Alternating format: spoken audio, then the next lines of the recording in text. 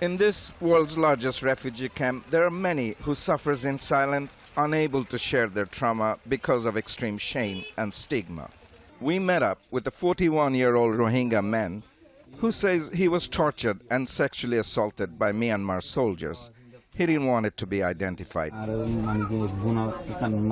They took me into an open space in a valley nearby and beat me up badly. Then I was raped, just like they would rape a woman. Kept me there till 4 in the morning.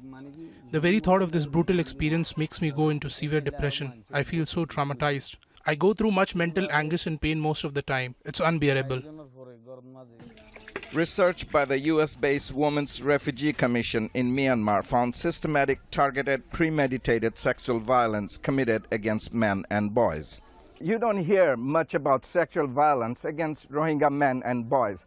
Rights group and NGOs say there are a significant number of male rape victims, but they're very ashamed to come forward and talk about their ordeals, and that they're largely overlooked and neglected by humanitarian agencies. Another 45-year-old man says he was sexually assaulted by Myanmar troops in 2006. He suffers from chronic depression. They stripped me naked and first penetrated me with a stick. Then one of the border policemen raped me.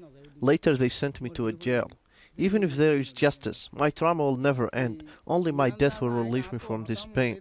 Just a few days ago, a friend of mine with a similar experience died.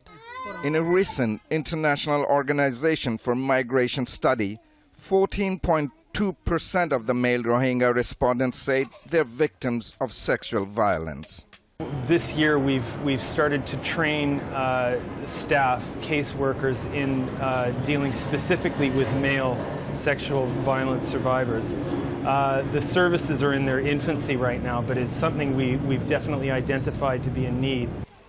In the world's largest refugee camp, the humanitarian response and services for male sexual violence survivors are next to nothing, leaving most of the victims without any counseling or help.